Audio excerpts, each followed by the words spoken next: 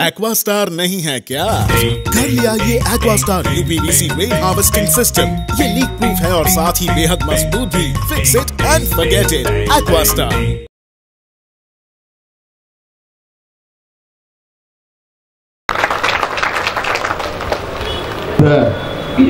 மேடையை சிறப்பித்துக் கொண்டிருக்கும் நகரபாலிகா சொஸ்தாரி கர்மச்சாரி சங்கத்தின் உறுப்பினர்களே மற்றும் பாரதிய மஸ்தூர் சங்கின் அவைக்குழு தலைவர்களே, பெரியவர்களே, அதிகார வர்க்கங்களே மற்றும் ராஜ்ய கர்மச்சாரி சங்கத்தின் பொதுக்குழு உறுப்பினர்களே, பெரியவர்களே, அதிகாரிகளே, அதிகார வர்க்கங்களே மற்றும் ராஜ்ய கர்மச்சாரி சங்கத்தின் கிளை சங்கங்களே அவர்களுக்கும் மற்றும் என் உயிரிலும் மேலான நகரபாலிகா சொஸ்தா கர்மச்சாரி சங்கத்தின் உடன்பிறப்புகளே, உங்கள் அனைவருக்கும் எனது முத்தான உருத்தான வணக்கத்தை நான் தெரிவித்துக் கொள்கின்றேன். இந்த மேடை எத்தனையோ போராட்டங்களை சந்தித்திருக்கிறது. இந்த மேடை எத்தனையோ பொதுக்கூட்டங்களை சந்தித்திருக்கிறது. ஆனால் இன்று நடைபெறுகின்ற இந்த பொதுக்கூட்டம் தான் அந்தமானிலே ஒரு நிகழ்வாக இருக்காது, இது ஒரு சரித்திரமாகவே அமையும் என்பதை நான் மீண்டும் மீண்டும் தெரிவித்துக் கொள்ள விரும்புகின்றேன். ஏனென்றால் நலிந்து கிடந்த என் மக்கள், அடிமையின் விழிப்பையில் இருந்த என் மக்கள், கேட்பதற்கு யாரும் இல்லாத என் மக்கள், தூய்மை பணியாளர்கள், இவர்களை கேட்பதற்கு யாருமே இல்லை. இப்போதுதான் கேட்பதற்கு இந்த ராஜ்ய கர்மச்சாரி சங்கமும் பாரதிய மஸ்தூர் சங்கமும் களம் இறக்கியிருக்கின்றார்கள். எனக்கு மிகவும் சந்தோஷம். இந்த ஒரு விழிப்புணர்வு 30 ஆண்டு காலத்துக்கு முன்பாகவே வந்திருக்க வேண்டும். இது மிகவும் தொய்வுதான். இந்த அந்தமானிலே இதற்கு முன்பாக மிகப்பெரிய ஒரு வரலாறு உண்டு. என்னவென்று தெரியுமா? சுதந்திரத்திற்காக போராடின எத்தனை தியாகிகள் இந்த அந்தமான் மண்ணிலே சிறைவாசம் வந்தடைந்தார்கள். அந்த சிறைவாசத்தை உடைத்தெறிந்த நமது சுபாஷ் சந்திர போஸ் அவர்களால் இந்த மண்ணிலே சுதந்திரதாக முதலில் கொடியேற்றும் அழைப்பின் முன்பாக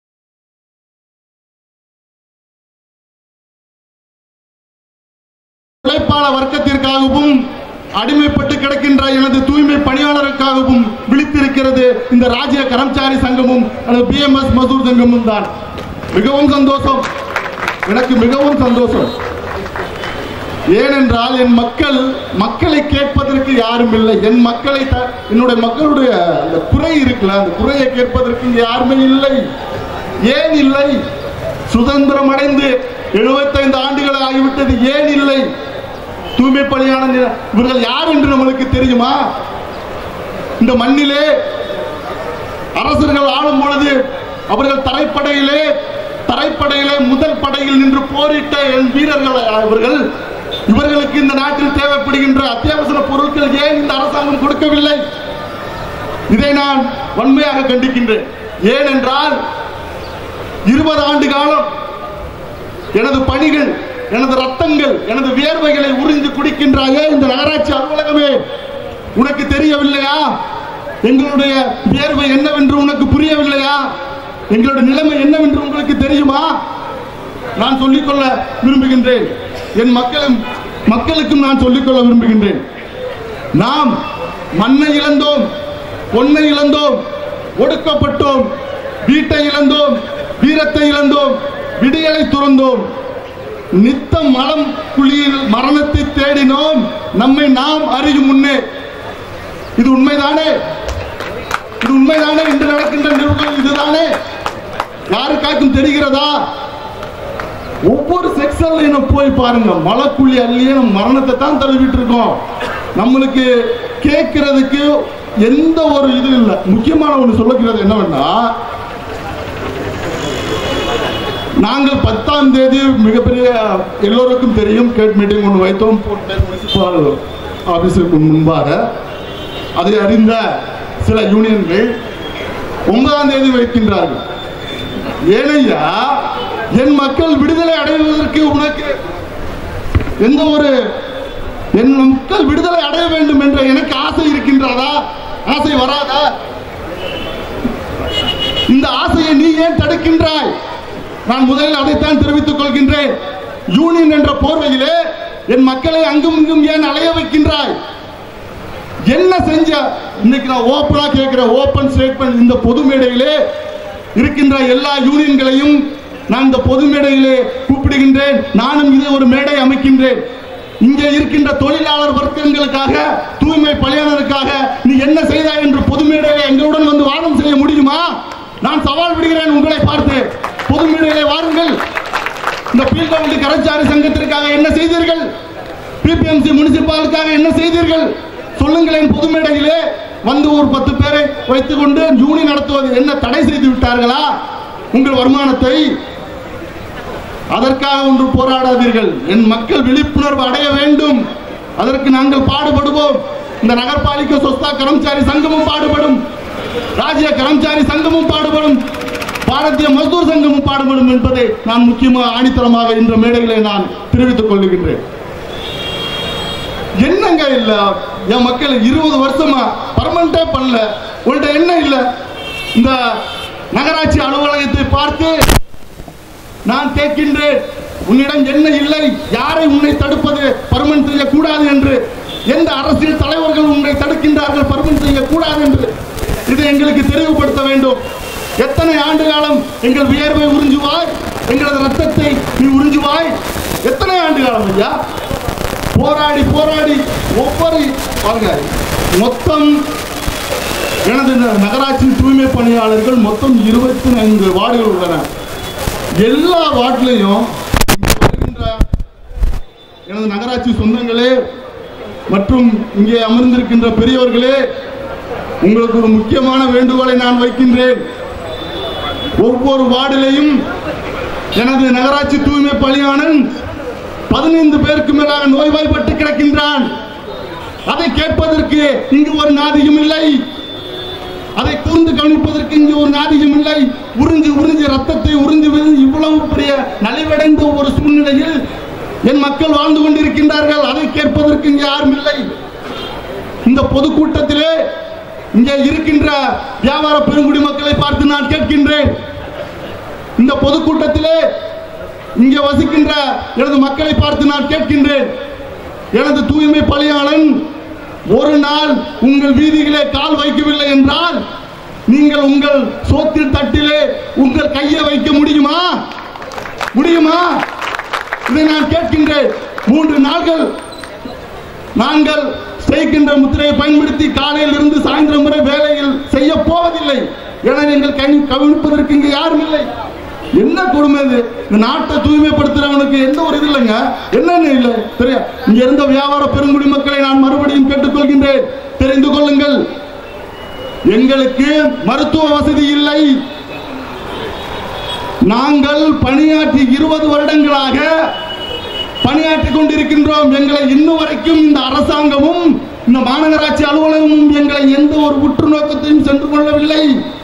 10 ஆண்டுகளாக 15,000 பணத்தொகையை நாங்கள் பெற்றுக்கொண்டு ஊதியமாக பெற்றுக்கொண்டு எந்த ஒரு போனஸிற்கும் எங்களுக்கு ஒரு விழிப்புணர்வு கொடுக்கவில்லை. எத்தனை ஒரு அரசு திட்டங்கள் வந்து சேர்கின்றன, ஒரு திட்டங்களும் எங்களுக்கு தூய்மை பணியாளர்களுக்கு கிடைக்கவில்லை. ஏன்? எதற்காக? வருகின்ற பணங்களை எல்லாம் இடங்களுக்கு தனித்தனியா பிரிச்சுக்கிறீங்களா? கேட்கறதுக்கு ஆள் இல்லைன்னா என்ன வேணாலும் செஞ்சிருவீங்களா? நீங்க மறந்துட்டோம் மட்டும் நினைச்சிடாதீங்க. இனிமே மறக்கிறதுக்கு எதுவுமே இல்லை. விளிம்பில் நாம் நின்று கொண்டிருக்கின்றோம், அடிமை என்ற விளிம்பில். மீண்டெழுவோம் எனது தோழர்களே, மீண்டெழுவோம். ஒன்று சேருங்கள். எல்லாரும் அந்தந்த டயத்துல எல்லாருமே அந்தந்த வேலையா அவங்க கரெக்டா பார்த்துக்கிட்டு இருக்காங்க. ஆனா நம்ம தான் எல்லா நேரத்திலேயும் எந்தெந்த வேலையை செய்யணுமோ அந்தந்த வேலையை நம்ம செய்யறதே இல்லை. ஏன்? என் தூய்மை பணியாளர்களை பார்த்து நான் கேட்கின்றேன். இங்கே அமர்ந்திருக்கும் எனது உழைப்பான வர்க்கங்களை பார்த்து நான் கேட்கின்றேன்.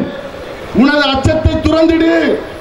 நித்த நித்தம் எழுந்திடு, துக்கத்தை துறந்திடு, நித்தம் வந்தாலும் எதிர் நின்று வீரனாய் போரிடு. போரிடையா, மரணம் தானே.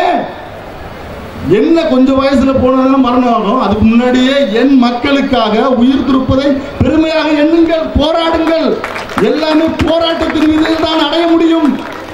இல்லை என்றால் நம்மளை கவனிப்பதற்கும் கேட்பதற்கும் கேட்பாரற்று தான் இருக்க வேண்டும். லாஸ்ட் வரை, கடைசி வரை இதே நிலைமை தான் ஐயா.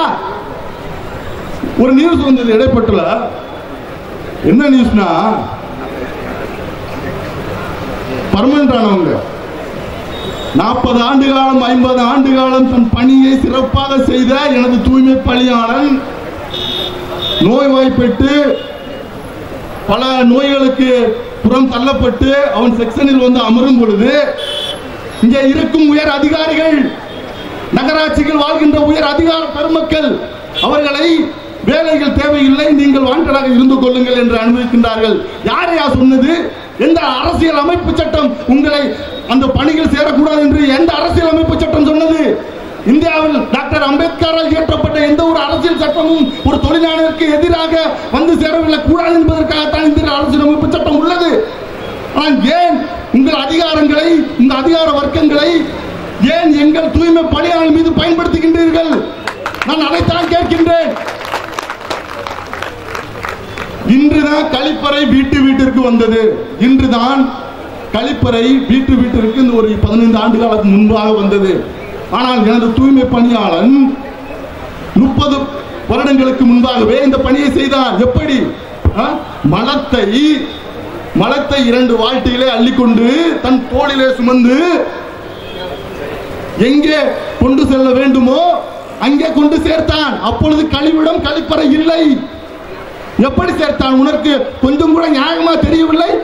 தன் மலத்தை, மனிதனுடைய மலத்தை மனிதனே அள்ளிக்கொண்டு வேறொரு இடத்திற்கு சென்றான். அவனுக்கு இவ்வளவு பெரிய நோய் வாய்ப்பு உனக்கு எப்படி வந்தது? ஒழுங்கான இங்கிருந்து நகராட்சி அலுவலகத்தை பார்த்து நான் கேட்கின்றேன். இங்க இருக்கின்ற உயர் அதிகார வர்க்கங்களை பார்த்து நான் கேட்கின்றேன். என் மக்களுக்கு உரிய மருத்துவ வசதி அப்போதே செய்து கொடுத்திருந்தால் என் மக்கள் இப்பொழுது வீதிகள் அவனிடம் குருடாகவும் நொண்டியாகவும் அவன் பார்க்க முடியாத கண்பார்வை இரானவர்களும் ஒரு கேன்சரா இத்தனை நோய் வருவதற்கு யார் காரணம்? நீந்தானே. நீந்தானே. அன்று தட்டி கேட்பதற்கு எந்த ஒரு இயக்கமும் இல்லை. ஆட்சியில் இருந்தவர்களும் ஆட்சியில் இல்லாதவர்களும் தூய்மை பணியாளனை மனிதனாகவே மதிப்பதில்லை. ஒரு அரசின் அலுவலர்களும் அதை விட மனிதனாகவே மதிப்பதில்லை. சில பொதுமக்களும் எங்களை தூய்மை பணியாளரை மனிதனாக கூட மதிப்பதில்லை. ஐயா, ஏன் ஐயா இந்த நாடகம்? நாடகத்தை தயவு செய்து நிறுத்திக் கொள்ளுங்கள்.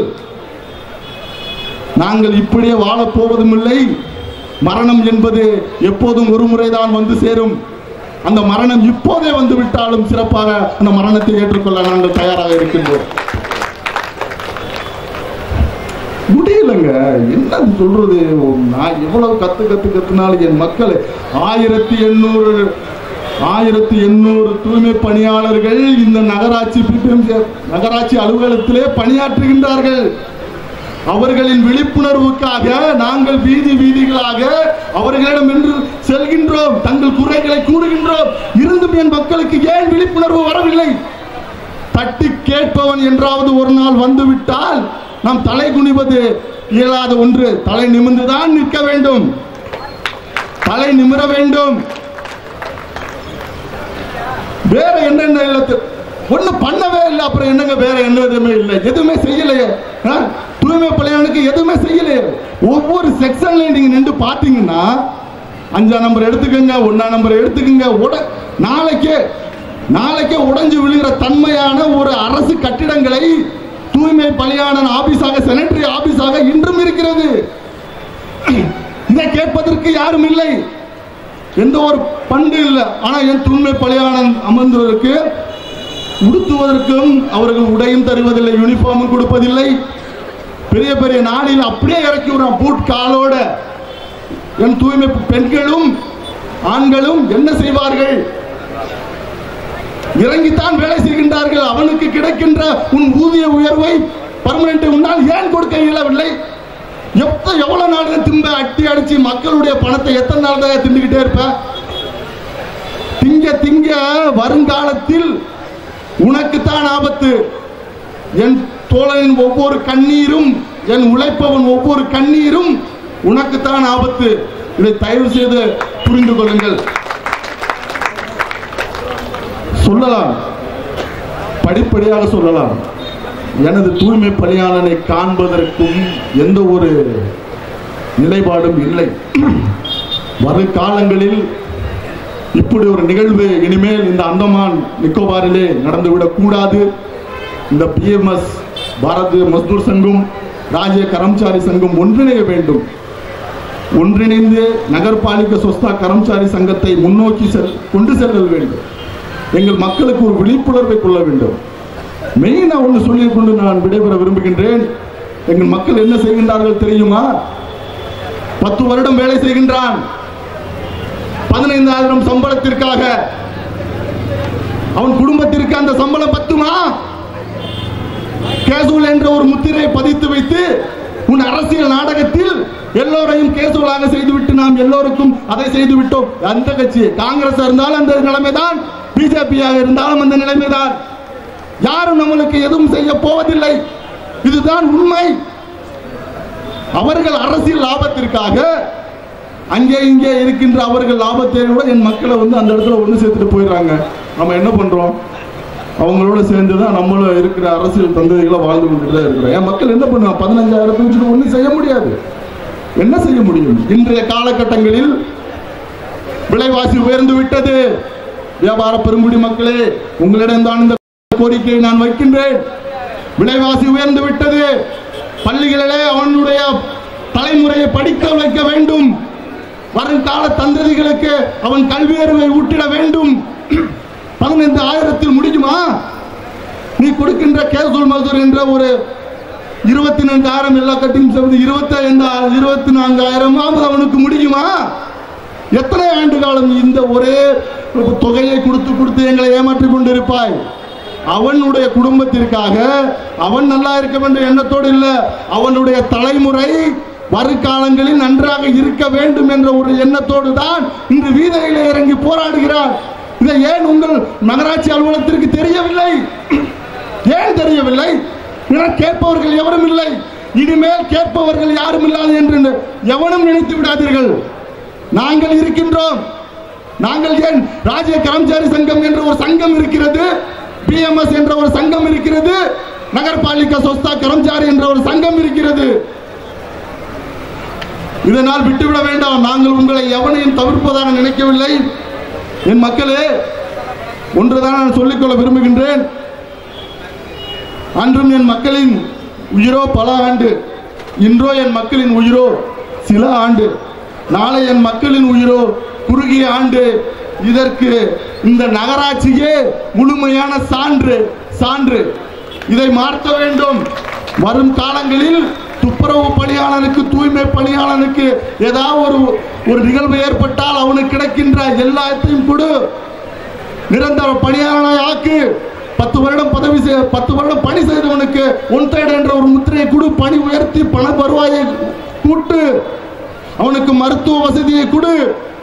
அவன் வீதியிலே ஜாடு அடிப்பதற்கு அவனுக்கு அத்தியாவசியமான பொருட்களை கொடு. அவனுக்கு போனஸ் என்ற 10 வருஷம் பயணித்தால் அவனுக்கு கிடைக்கின்ற போனஸையும் கொடு. இதை நீ கொடுக்க மறுத்தால் வரும் காலங்களில் இதை விட பெரிய ஒரு பொதுக்கூட்டமும் பெரிய போராட்டமும் ராஜ்ய கர்மச்சாரி மகாசங்கமும் பாரதிய மஸ்தூர் சங்கமும் இணைந்து நகர்பாலிகா சொஸ்தா கர்மச்சாரி சங்கமும் சேர்த்து நடத்தும் என்று கூறிக்கொண்டு எனக்கு பேச அனுமதித்த இவ்வளவு பெரிய மிகப்பெரிய தலைவர்கள் இருக்கும் இந்த சபையில் எனக்கு பேச அனுமதித்த எல்லோருக்கும் எனது நன்றியை நான் மறுபடியும் உங்களிடத்தில் பதிவு செய்து கொண்டு, வீழ்வது நாமாக இருப்பினும் வாழ்வது எனது தூய்மை பணியாளராக இருக்க வேண்டும் என்று சொல்லிக்கொண்டு எனது உரையை நான் இத்துடன் முடிக்கின்றேன். வாழ்க வளமுடன், வாழ்க தூய்மை பணியாளன், வாழ்க அவனது குடும்பம், வாழ்க அவரது எண்ணங்கள் எல்லாம் இனிமேல் உயரத்திற்கு மட்டுமே செல்லும் என்பதை நான் இந்த மேடையிலே ஆணித்தரமாக வைத்துக் கொண்டு நன்றி உரை விடைபெறுகிறேன். நன்றி, வணக்கம். मैं APWD कर्मचारी महासंघ के प्रेसिडेंट श्री लक्ष्मण जी को स्टेज पर निमंत्रित करना चाहूंगी। और अनुरोध करूंगी कि वे अपने विचार यहाँ हमसे साझा करें।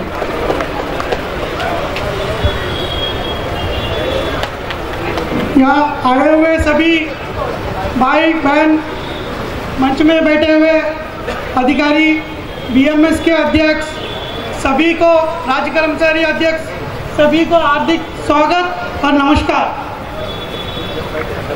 आज बहुत अच्छा दिन सोचकर ये मौका मिला है हमें। ये जो कार्यक्रम जो है हम लोग 15-20 दिन से वर्कआउट कर रहे थे। इतना जो हमारे संख्या था 4300 का करीब हमारा एपीडब्ल्यूडी डीआरएम का संख्या है। मगर आज दुख का साथ ये बताना चाहता है कि ये जो हमारा परिवार में आज जो यहाँ है 3 से 4 संघ के लोग हैं। तो सभी से रिक्वेस्ट करता है, जो हमारा डीआरएम भाई लोग जो आया है, दूर दूर से आया है, उनको ये जरूर बताने का आज क्या हुआ है करके कोई भी पूछे, आप क्यों नहीं आया करके पूछिए। अगर आपको मेरा जरूरत था, हमको जो किया है, जो सुना है, उनका साथ खड़ा रहेगा।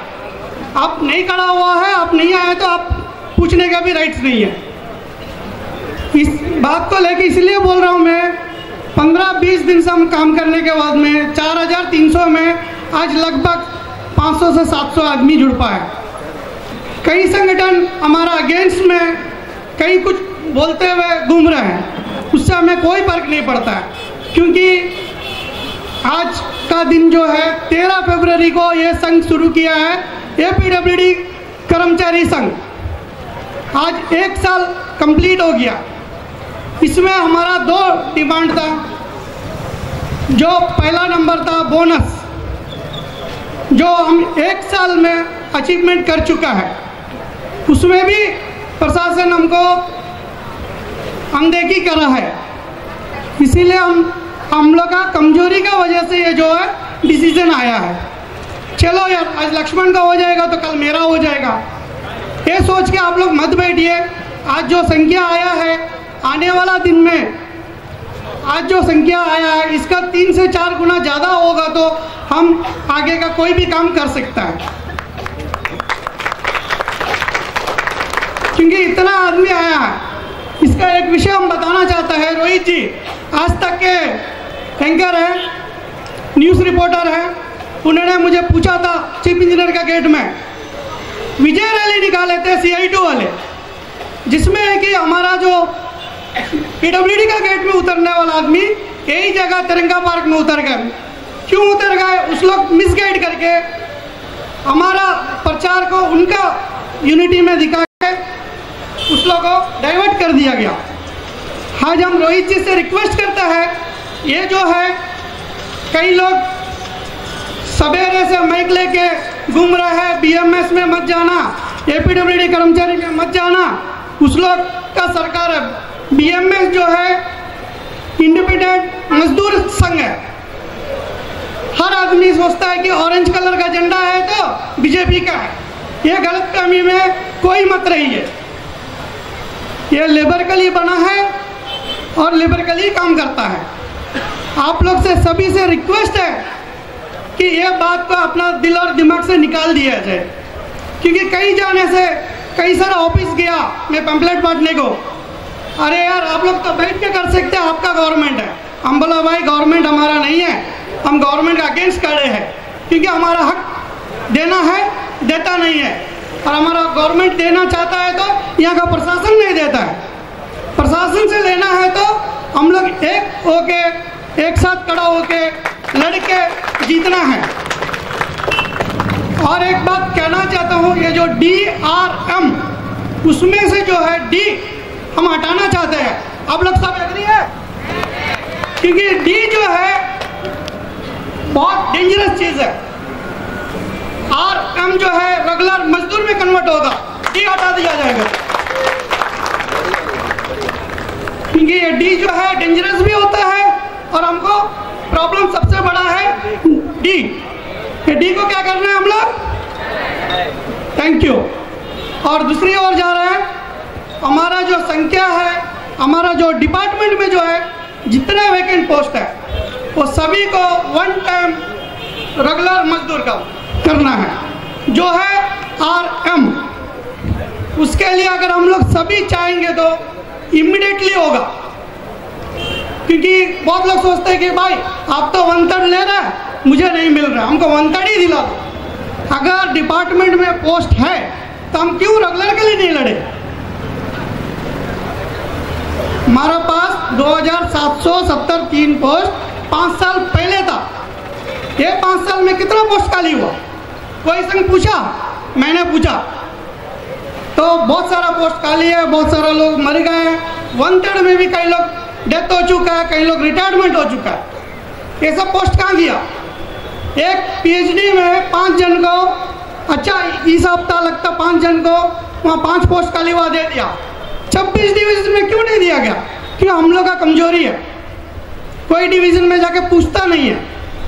क्यों? कोई संघ को है ही नहीं। अभी हम है, साल भर होके बोनस दिलाया है, अभी सभी को बोनस के लिए फाइल मूवमेंट हुआ है और मिलने वाला है।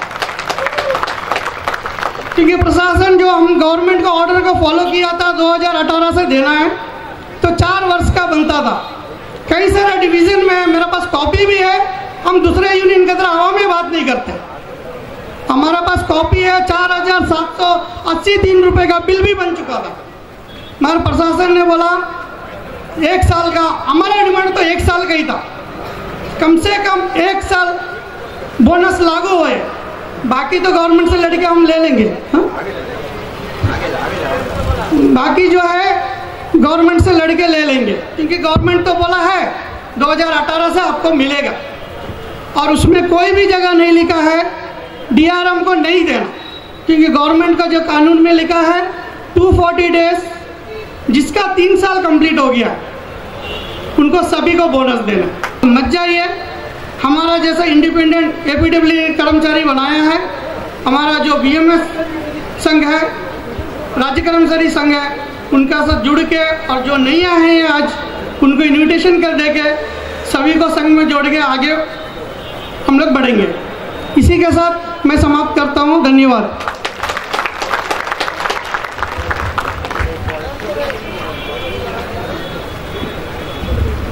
APWD कर्मचारी संघ के प्रेसिडेंट श्री लक्ष्मण जी का बहुत बहुत धन्यवाद, जिन्होंने अपने विभाग से अपने मजदूरों के नेतृत्व करते हुए जिन भी अपने विचारों को यहाँ रखा और अपनी मांग को रखा। उम्मीद है कि प्रशासन इस पर जरूर विचार करे।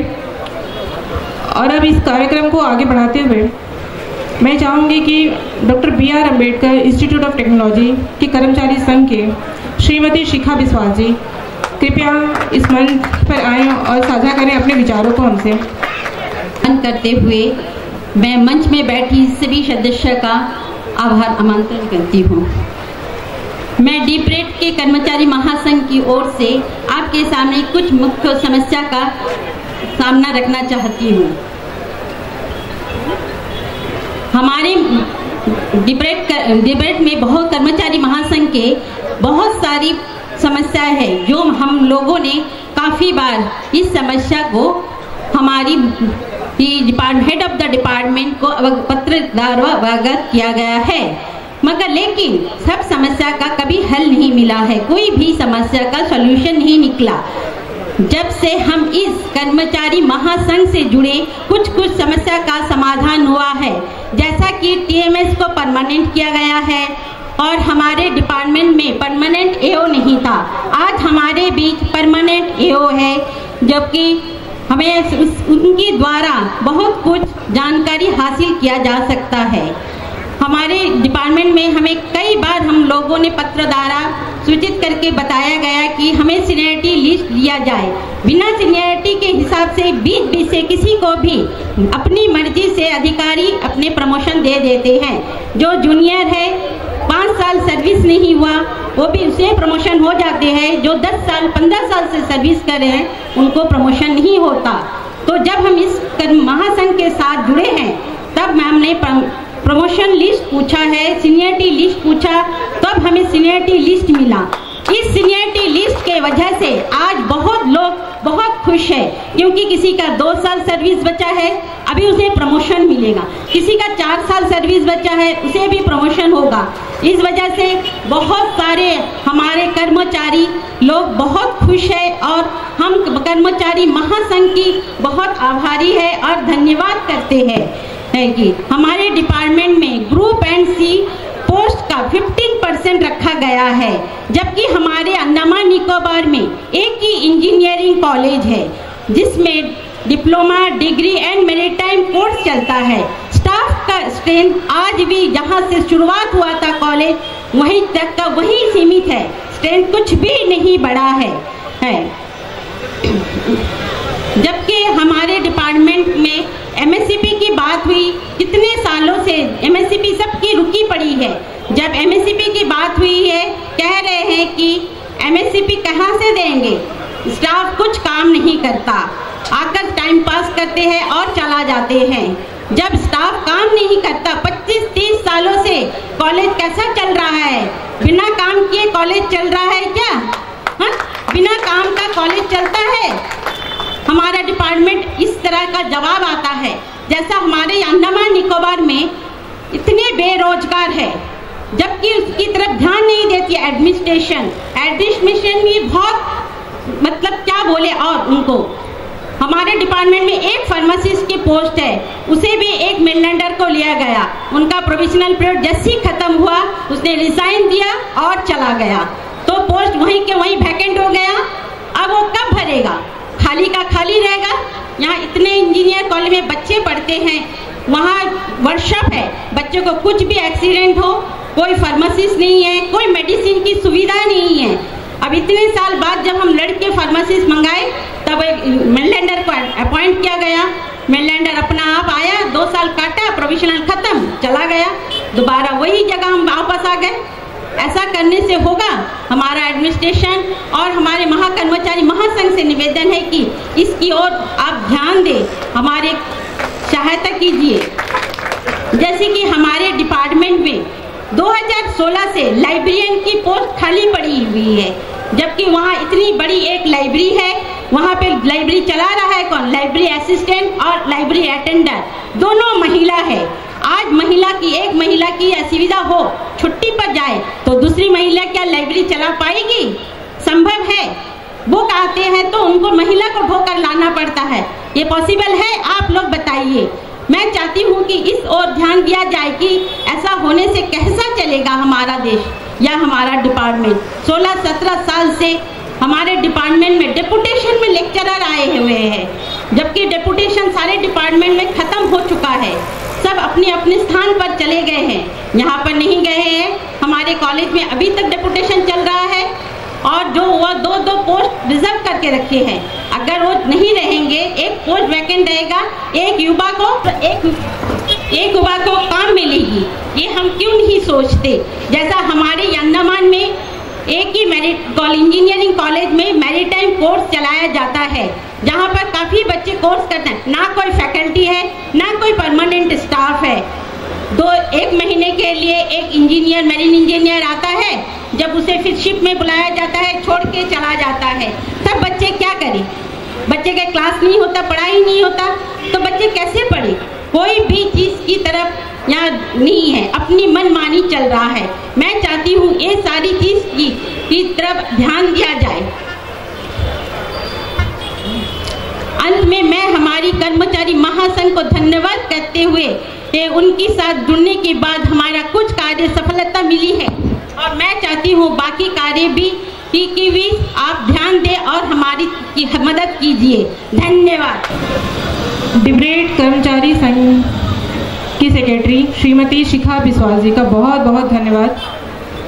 उनके एक शब्दों को खासकर हमारी महिलाओं पे बहुत ही गहरा असर करता है, इसके लिए मैं बहुत बहुत धन्यवाद दूंगी मैडम का, क्योंकि हमारा मनोबल एक महिला से बहुत ज़्यादा बढ़ता है, स्पेशली महिलाओं का। तो मैडम आपको बहुत बहुत धन्यवाद। इस कार्यक्रम को आगे बढ़ाते हुए मैं भारतीय मजदूर संघ के स्टेट एग्जीक्यूटिव मेंबर और फॉरेस्ट मजदूर संघ के अध्यक्ष श्री अनूप दत्ता जी का अनुरोध करूंगी कि वो कृपया आएं और अपने विचारों और शब्दों को हम सब साथियों के साथ साझा करें।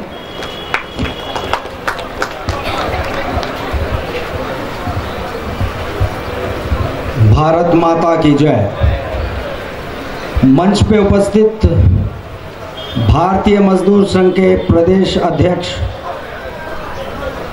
और साथ ही मंच पे उपस्थित राज्य कर्मचारी महासंघ के ऑर्गेनाइजिंग सेक्रेटरी, महामंत्री, जनरल सेक्रेटरी, माननीय अध्यक्ष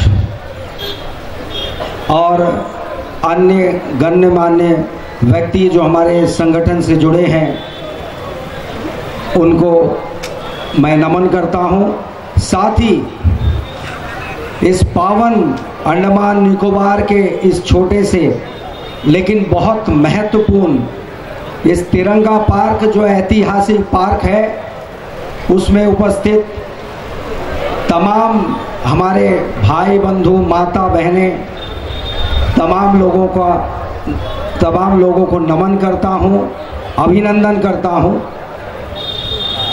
और मैं इससे पहले मैं अपने वक्तव्य रखूं, मैं चाहूँगा उन विषयों पे मैं इसकी गहराई पे जाऊं और वो बातें आपके सामने रखूं कि आखिर इस तिरंगा पार्क में इस वक्त इतने तमाम मजदूर साथी, भाई बहनें, बड़े संगठन के अधिकारी, इन तमाम लोगों को यहाँ पे आने की आवश्यकता क्यों पड़ी।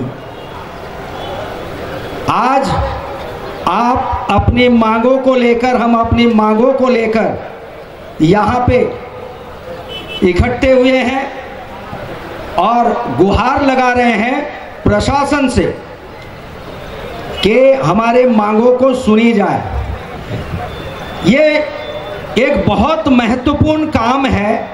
आप तमाम लोग यहाँ आए हैं, शायद आप लोगों को और भी तमाम काम शायद अपने रहे होंगे, व्यक्तिगत काम, मगर वो उन कामों को, व्यक्तिगत कामों को छोड़ के आज आपको यहाँ पे आना पड़ा, इस तिरंगा पार्क में इकट्ठा होना पड़ा, आवाज बुलंद करनी पड़ी, पुलिस भाइयों को ड्यूटी करनी पड़ी। ये महत्वपूर्ण काम देने का श्रेय किसको जाता है? ये हमारे प्रशासन के अधिकारियों को जाता है। उन्होंने हमें ये काम दिया। हमें ये बात नहीं समझ आती कि भाई उन्होंने शायद ये कसम खा रखी है कि हमें वो ये काम, स्पेशल काम हमें और पुलिस वाले जो प्रशासन में है और ये व्यवस्था व्यवस्थित करेंगे और हम अपने शोर मचाएंगे, अपना दुख प्रकट करेंगे। ये जो स्पेशल काम ये इन्होंने सोच रखा है कि हम फाइलों को दबाए रखेंगे, काम नहीं करेंगे और हमारे जो वर्कर हैं वो परेशान होंगे तो उनसे संबंधित यूनियन परेशान होंगे, वो धरना प्रदर्शन करेंगे, जुलूस निकलेगा, जुलूस में लाठी लेके बेचारे पुलिस वाले रोड पे चलते रहेंगे धूप में, और उसी जुलूस में कुछ गड़बड़ी हो जाए तो उनके बड़े अफसर पुलिस वाले को बुलाएंगे, बेचारे उनको बोलेंगे गड़बड़ी कैसे हुई, तुम्हारी जिम्मेदारी है। अरे भैया, सबसे बड़ी जिम्मेदारी तो आपकी है। हम आपसे पूछेंगे भैया फाइल काय को दबा के रखा हुआ है, उसको ठीक कर दिया होता तो ये जुलूस ही नहीं निकलती। ये मानसिकता है, एसी चेंबर में बैठने के कारण ही ये विकृति आती है। ये भी एक बहुत बड़ी वायरस है जो एसी से निकलता है। पहले एसी बंद करो, उनका टेम्परेचर ब्रेन का नॉर्मल करवाओ। जब ब्रेन का टेम्परेचर अधिकारियों का नॉर्मल होगा तो फाइलें भी पास हो जाएगी। और समझ नहीं आता, ये कोई पिकनिक स्पॉट समझ रखा है क्या अंडमान निकोबार को? 3 साल तफरी करने आते हैं। अरे भाई, आप ही परिवार से जुड़े हैं, आपके भी माँ बाप हैं, बहनें हैं, तकलीफें उनको भी होती है। जब कुर्सी बड़ी हो जाती है तो नीचे आपको ये डीआरएम, ये मजदूर क्या कीड़े मकोड़े दिखते हैं? वो इंसान नजर नहीं आते हैं। अच्छा, उससे भी मजेदार बात है, आईएएस के इंटरव्यू को गौर से सुनिएगा, देखिएगा। आजकल तो सभी के पास में मोबाइल है, उसमें देखिएगा वो आईएएस ऑफिसर जो बनने से पहले इंटरव्यू फेस करते हैं, देखिएगा कैसे बैठे रहते हैं। बिल्कुल घर का अच्छा बच्चा, बिल्कुल डिसेंट, दोनों पैर एकदम बराबर व्यवस्थित तौर पे, बाजू कोना बिल्कुल सही रख के, मैं सेवा करूंगा सर, मेरे ये नॉलेज है, तमाम प्रश्नों के उत्तर देते हैं। ऐसा लगता है कुर्सी पे बैठते ही ये प्रगति की लहर ला देगा, लेकिन जैसे ही बैठता है और आता है, प्रगति की लहर नहीं तबाही की लहर ला देता है। मानसिकता की आवश्यकता है, सकारात्मक सोच इसकी आवश्यकता है। यहां पे आप गौर कीजिएगा, अभी हमारे पीडब्ल्यूडी के अध्यक्ष उन्होंने कहा कि पीडब्ल्यूडी में करीब जितने रेगुलर करने हैं 1/3 कर रहे हैं, आंकड़े बताए गए 4300, और हमारे भारतीय मजदूर संघ और राज्य कर्मचारी महासंघ खासकर उनके अध्यक्ष, उनके कमेटी, तमाम लोगों के प्रयास से सफलता मिली। 2733 लोगों का जो बोनस है वो ऑर्डर पास किया गया, बाकियों का नहीं किया गया। लेकिन यहां पे जहां आपके मांगे रेगुलर 1/3 करने की आ रही है, वहां पे ये बैठ के इसी चेंबर में तुरंत फैसला लेते हैं कि डीआरएम को हटाना है, फ्रेश अपॉइंटमेंट करना है। भैया जरा आप उतरकर फील्ड में देखिए। उन अधिकारी को कहना चाहूंगा, अस्पताल में डायरेक्टर ऑफ हेल्थ सर्विस में वो लोग रो रहे हैं, ऑफिसर रो रहे हैं क्योंकि कर्मचारियों की कमी है। जहां एक और कर्मचारियों की कमी है, आप रेगुलर कीजिए पहले, उसके बाद वैकेंट पोस्ट को फिलअप कीजिए। दरअसल मुझे कहीं ना कहीं ये महसूस होता है, जो हमारा तजुर्बा कहता है, भीतर की बात, भीतर की जो गणित है वो कुछ और ही है। देखिए आप लोगों को डीआरएम से 1/3 किया जाएगा, आपसे क्या मिलेगा? हमें उनको क्या मिलेगा? पेपर वर्क करना है, ऑर्डर पास करना है, मिठाइयां आप बांटेंगे, उनको क्या मिलेगा? अरे भाई आपको हटा करके अगर रेगुलर अपॉइंटमेंट, फ्रेश अपॉइंटमेंट करेगा तो कुछ तो मिलेगा। तो ध्यान वहां पे केंद्रित होता है। मुझे ताज्जुब लगता है, आपको याद होगा कि आज भी शायद 3rd या 4th जनरेशन होगा हमारे बीच में जो मौजूद होंगे। एक उपराज्यपाल यहां पे अंडमान निकोबार में आए हैं, उन्होंने अपनी क्षमता दिखाई, ग्राउंड पे उतरे और ताकत दिखाया कि प्रशासनिक अधिकारी के सर्वोच्च पद में बैठने के बाद पावर का इस्तेमाल पब्लिक के लिए, जनता के लिए कैसे की जाती है। जरा गौर कीजिए, आपके बाजू में ही ये चौड़ी सड़क जो देख रहे हैं मेन मार्केट में, वही लेफ्टिनेंट गवर्नर वक्कम जी के बदौलत बनी थी। उनके ऊपर उंगलियां भी उठी थी, लेकिन आज भी 3rd जनरेशन उनको याद करता है। आप पूछ लीजिए किसी से कि कैसे गवर्नर आना चाहिए, तो तुरंत कहेंगे वक्कम जी की तरह।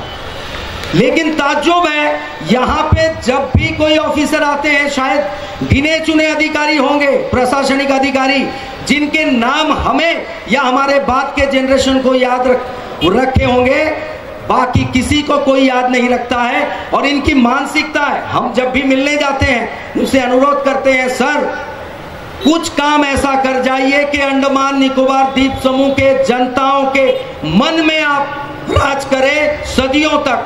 लेकिन आप वो नहीं करेंगे, नहीं करने की मानसिकता है।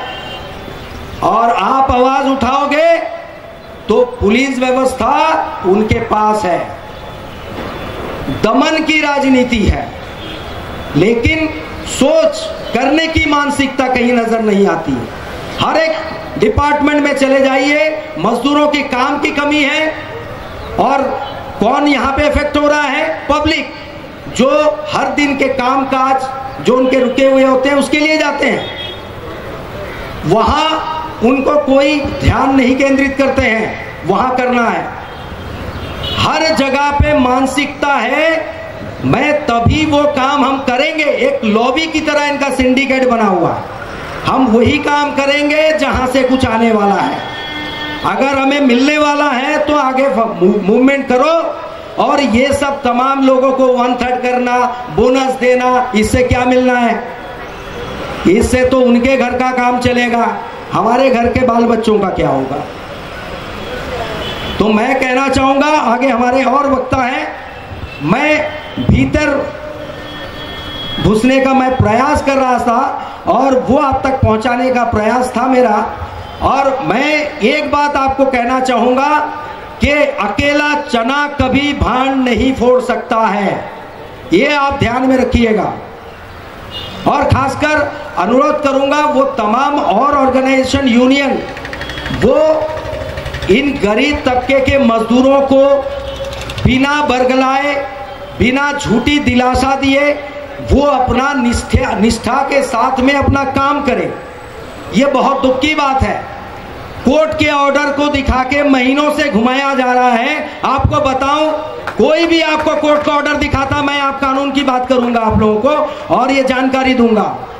अगर वो संगठन कहते हैं कोर्ट का ऑर्डर है, आप एक सवाल पूछिएगा, सर वो कोर्ट के ऑर्डर में लास्ट के पैरा का जो है, हमें कोर्ट डायरेक्शन ऑर्डर है कि नहीं वो दिखाइए। क्या होता है फर्क? क्यों ये कलेक्शन कर लेते हैं और मजदूर उसके चुंगल में फंसते हैं? 1000-2000 कलेक्शन दे देते हैं, हजारों के तादाद में, संख्या में। ऐसे लोगों से बचिए। आपको जानकारी होनी चाहिए कि कोर्ट ऑर्डर क्या होता है और मे बी शब्द का फर्क क्या होता है, जिससे प्रशासन और वो डिपार्टमेंट खिलवाड़ करता है। कोर्ट एक आदेश इतना ही कह देता है चाहिए और उस वक्त बॉल जो है इनके कोर्ट में रहता है। ये तमाम चीजें, हलफनामा जिसको कैसे कोर्ट में दाखिल करते हैं, आप आवाज उठाएंगे सर ऑर्डर हो गया, हम जीत गए, हमें क्यों नहीं दिया जा रहा है? तो कहा जाएगा आपको, यही कहते होंगे कि हम देख रहे हैं मैनेजमेंट का इशू है, कुछ प्रशासनिक इशू है, ये सॉर्ट आउट होंगे तो आपको किया जाएगा। लेकिन कोर्ट डायरेक्शन ऑर्डर वो होता है जहां कोर्ट ही आदेश देते हैं कि आप इतने दिनों के भीतर में आप इनको 1/3 कर दीजिए और रेगुलर करने के बाद में कोर्ट को इंटीमेट कीजिएगा, ये आपका काम है। और उस कॉपी के बाद में आप घर में निश्चिंत होकर सो सकते हो, यूनियन भी सो सकते हैं, क्योंकि उसके बाद सर का दर्द उनका तेज हो जाएगा, उस डिपार्टमेंट का तेज हो जाना चाहिए। वो सोचेगा कि अगर हमने उसे इंटीमेट नहीं किया ऑनरेबल कोर्ट को ने, तो हमारे ऊपर में कार्रवाई होगी। लेकिन इसी के बीच का ये खेल है जो आपको बरगलाया जाता है, आप मजदूरों को बरगलाया जाता है। इस पे आप गौर कीजिएगा और कोशिश कीजिएगा ईमानदार प्रतिनिधि और ईमानदार यूनियन उनसे जुड़ने का, उनके साथ चलने का। भारतीय मजदूर संघ, शायद मुझे नहीं लगता होगा यहाँ पे जो आप लोग मासिक चंदा भी देते हैं, वो भी आकर आपको धमका के कहते हैं कि आप जमा कीजिए। लेकिन आपको मैं व्यक्तिगत बताऊंगा कि उनका मासिक चंदा धमका कर, मेमो देने के डर पैदा करके वसूल किया जाता है और ये बहुत शर्मनाक है। और वो कहते हैं कि आपके लिए, मजदूरों के भलाई के लिए काम करता है। जो मजदूरों को डराता है वो यूनियन कैसे मजदूरों की भलाई के लिए काम करता है, ये मेरी बात आज तक समझ नहीं आई। भारतीय मजदूर संघ के प्रेसिडेंट श्री वीरा जी और राज्य कर्मचारी संघ के प्रेसिडेंट श्री जय कुमार जी,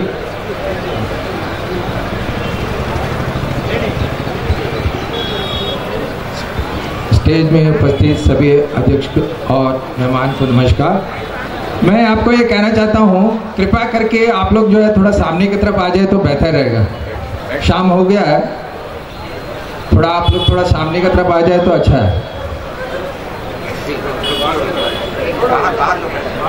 और जो बाहर जो खड़े हैं वो भी भीतर को आ जाए तो अच्छा है। आ जाइए, हम संगठित होंगे तभी तो सरकार को समझ में आएगा कि हम एक है। अंदर आ जाइए।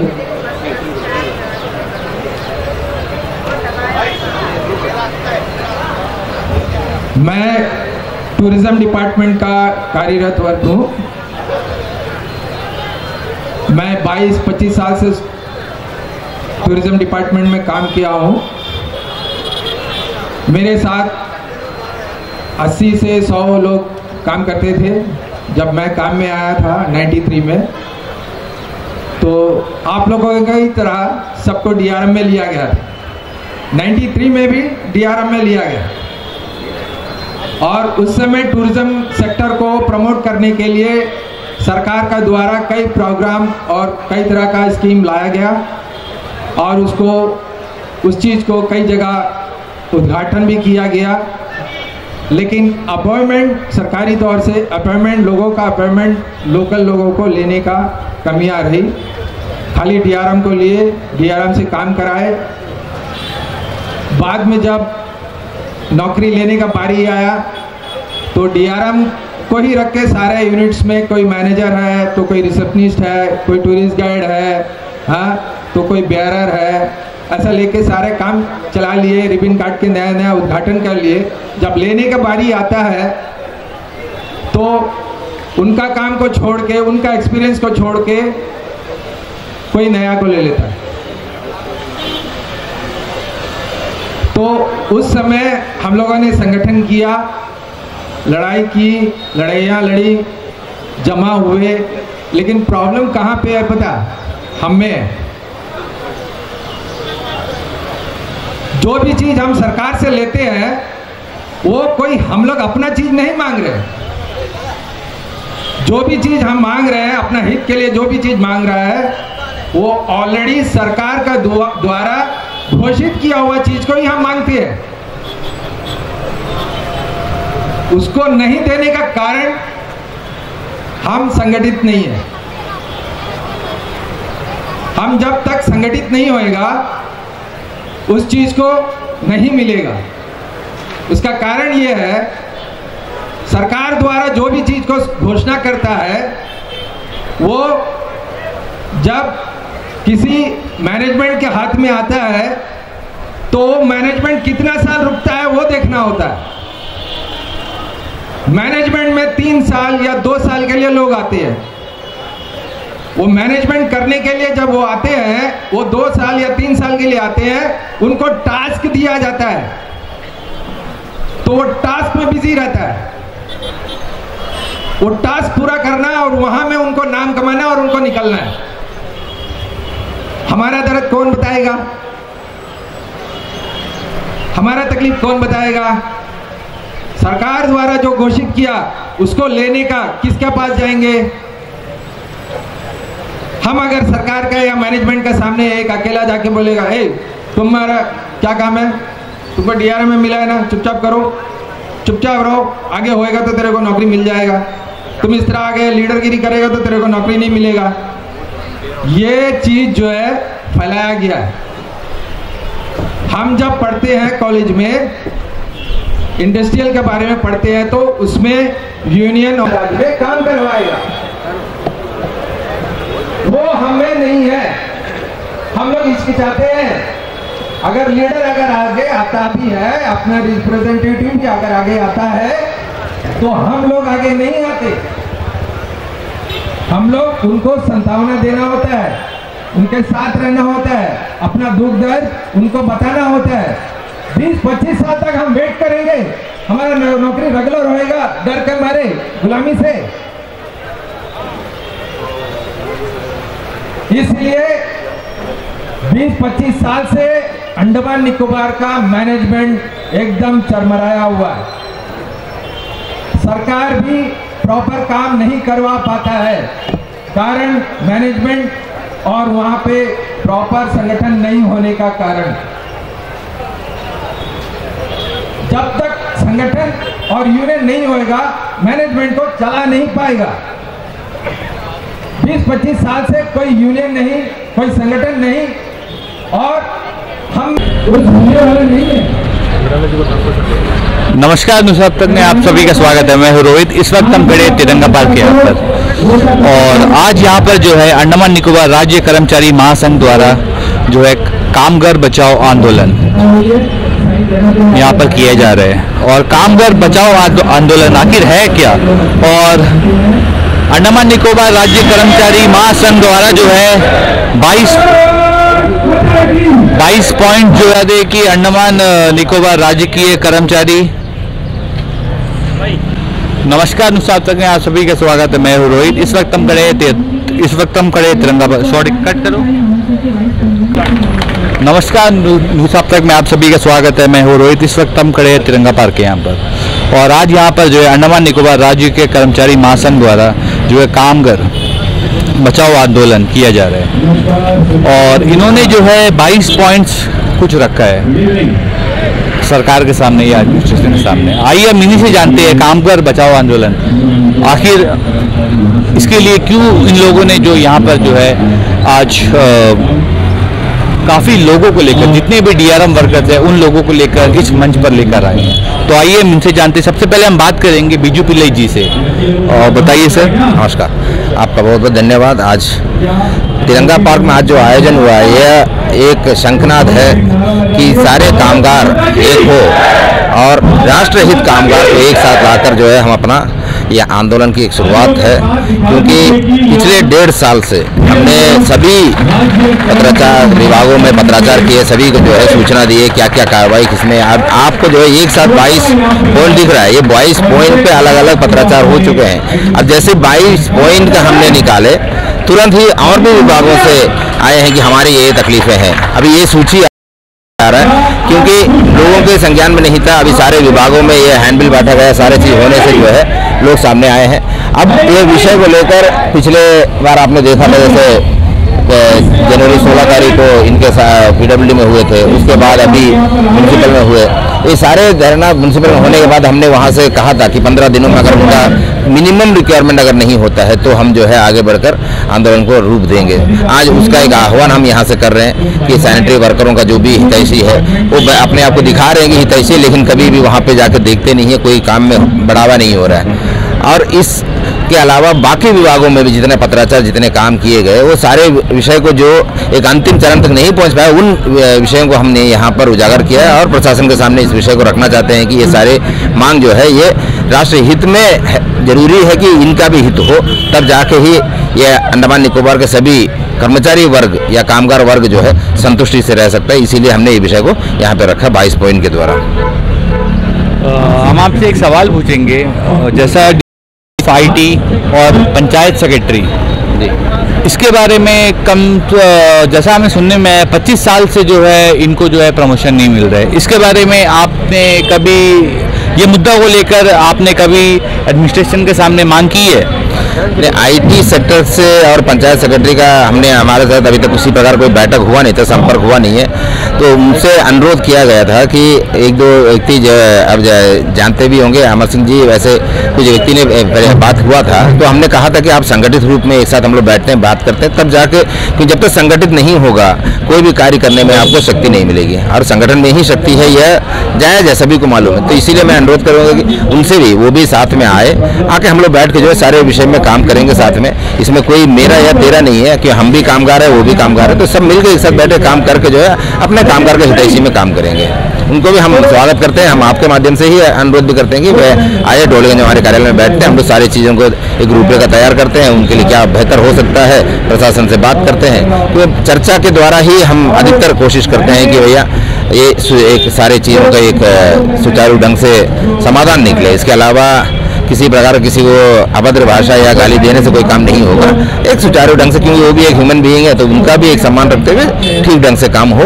और वो भी नहीं चाहते होंगे, लेकिन उनके समक्ष ऐसे ऐसे विषय आ जाते हैं, नहीं कर पाते, तो उनको बीच बीच में जगाने के लिए ऐसे आंदोलन भी जरूरत पड़ता है कि बीच में थोड़ा सा जगा दे ताकि वो भी आगे कार्रवाई शुरू हो सके। तो सर, जैसा आईटी का डिपार्टमेंट ऑफ आईटी के बारे में तो आपने कहा, लेकिन ये पंचायत सेक्रेटरी का, इसके बारे में भी कुछ कहिए सर। नहीं, पंचायत सेक्रेटरी के विषय में हमने अभी तक किसी से संपर्क हमारा नहीं हो पाया है। हम भी सारे विभाग में अपने अभी हैंडबिल बांट के आए हैं, कुछ कुछ विभागों से अभी नया संपर्कित हुए हैं। तो जो जैसे जैसे संपर्क में आएंगे उनके साथ नहीं बैठ के उनके लिए क्या आगे का रोड मैप हो सकता है, उन्हीं के द्वारा ही वो सारे सुझाव आएगा। तो उसी के अध्ययन से हम लोग जो है आगे रोड मैप प्रशासन के समक्ष रख के जो है उनके लिए, क्योंकि वो कोई पराये नहीं है, वो भी यहीं के हैं, हमारे ही सारे कार्य, एक एक विभाग अपना अपना एक दायित्व को निभाता है। उस सारे दायित्व से जो है आज यहाँ अंडमान इतना बढ़िया दिख रहा है। तो सभी का कंट्रीब्यूशन कहीं ना कहीं है, तो इसलिए सभी का साथ लेके हम लोग जो है काम करने के लिए तैयार बैठे हैं। जस्ट किसी का संपर्क आ जाए तो हम उसमें भी पंचायत सेक्रेटरी का या पंचायत में जितने लोग हैं उनको लेके हम संगठित करके कार्य करेंगे। मतलब आपके कहना है कि जितने भी IT सेक्टर या ये पंचायत सेक्रेटरी के लोग हैं, ये लोग जो है आकर आपसे अभी तक मिले नहीं है इस विषय को लेकर, राइट? बहुत बहुत धन्यवाद जी हमसे बात करने के लिए। अब इसी विषय को लेकर और यहाँ जो आज कामगार बचाओ आंदोलन जो यहाँ पर जो चल रहा है, उसी विषय में हम अनूप गोपीनाथन जी से बात करेंगे और उनकी क्या बात है वो हम जानेंगे। आज कामगार बचाओ आंदोलन का जो आह्वान राज्य कर्मचारी महासंघ के माध्यम से किया गया, आज उसको पूर्ण जन समर्थन आज मिल रहा है। सारे विभागों से लोग आज यहाँ पर उपस्थित है। वो देखकर ही लग रहा है सर काफी यहाँ पर भीड़ है, क्योंकि तिरंगा पार्क जो है गोटा भरा हुआ है यहाँ पर, ओवर क्राउड है यहाँ पर, वो देखकर ही लग रहा है।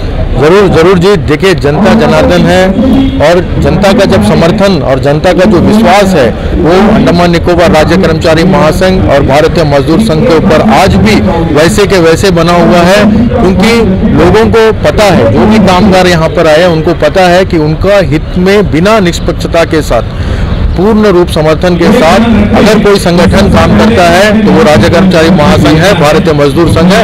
आज जो कामगार आज यहाँ पर उपस्थित है, इनके उपस्थिति ने ये बता दिया है कि हम सही रास्ते पे हैं और हमारा जो सोच है और हमारा जो विश्वास है और जो काम करने का हमारा शैली है वो सही रास्ते पर है और हम आगे चल करके इनके जो भी समस्या है उसको समाधान करने की ओर और शक्ति से हम आगे बढ़े। तो बहुत बहुत धन्यवाद अनूप जी। अब हम बात करेंगे हमारे साथ जो है तो अब हम बात करेंगे लक्ष्मण जी से। तो जैसा इनसे हम पहले भी काफ़ी बार बात कर चुके हैं और चीफ इंजीनियर ऑफिस KPWD के वहाँ पर इन्होंने भी काफ़ी विषय में जो है DRF वर्कर्स और उनके काफ़ी इश्यूज़ को लेकर इन्होंने हमसे बात की थी। तो आज ये भी यहाँ पर मंच पर मौजूद है, तो आइए हम इनसे भी बात करते हैं और इनकी भी क्या राय है वो हम जानते हैं। नमस्कार सर, आपका धन्यवाद करते हैं। सर, हमारा जो आज कामगार बचाओ आंदोलन जो है कई साल भर से हम लोग स्टार्ट कर रहे थे, कई सारे विषय को एडमिनिस्ट्रेशन का पास रखे हैं, तो हमारा जो वर्क जो है कहीं सक्सेस नहीं दिख रहा है। उस विषय को लेते हुए हमारा बड़ा संघ BMS, RKMS और APWD कर्मचारी संघ अन्य संगठन का डिसीजन से आज कामगार बचाओ आंदोलन का डिसीजन लिया गया और वो आज चल रहा है। उसके लिए बहुत बड़ा दिल से धन्यवाद करते हैं जो हमारा तीनों संघ के। और दूसरी बात ये है सर, हमारा जो सभी भाई लोगों जो एक तरह एडमिनिस्ट्रेशन देके और सभी को पहला हमारा डिमांड है बोनस, तो जल्द से जल्द जैसा 2773 को बोनस रिलीज किया गया और बाकी लोग को भी रिलीज किया जाए। और उसी के साथ में जो रेगुलाइजेशन का मुद्दा है वो इमीडिएटली टेकअप करके जो गवर्नमेंट ऑफ इंडिया का ऑर्डर है, यहाँ के एडमिनिस्ट्रेशन को डायरेक्शन जैसा मिलता है इमीडिएटली सभी को रेगुलर करे, जितना वैकेंट पोस्ट है सभी को करे। ये नहीं कि खाली 1/3 जो दिया है उन्हीं को करे, सभी लोग को करे। हम रिक्वेस्ट करते हैं एडमिनिस्ट्रेशन से इमीडिएटली करे, क्योंकि हमारा भाई लोग का हो, किसी के भी घर चलने का लायक ये जो सैलरी है नहीं है।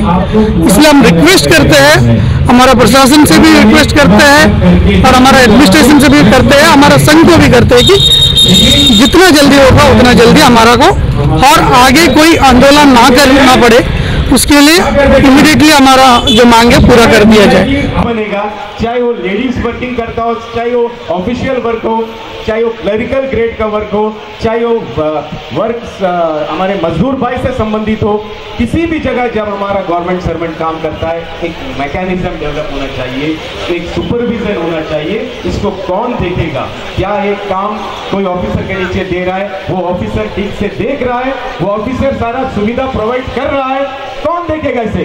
किसे देखना चाहिए? Head of the department. मैं एक एग्जांपल बताता हूं, छोटा सा उदाहरण मैं देता हूं।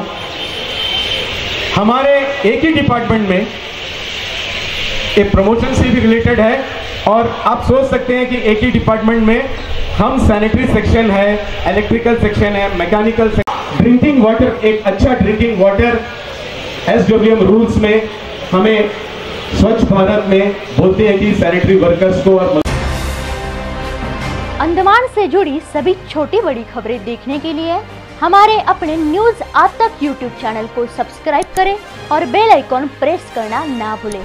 हमारा अपना न्यूज आज तक, अब सच देखेगा अंडमान।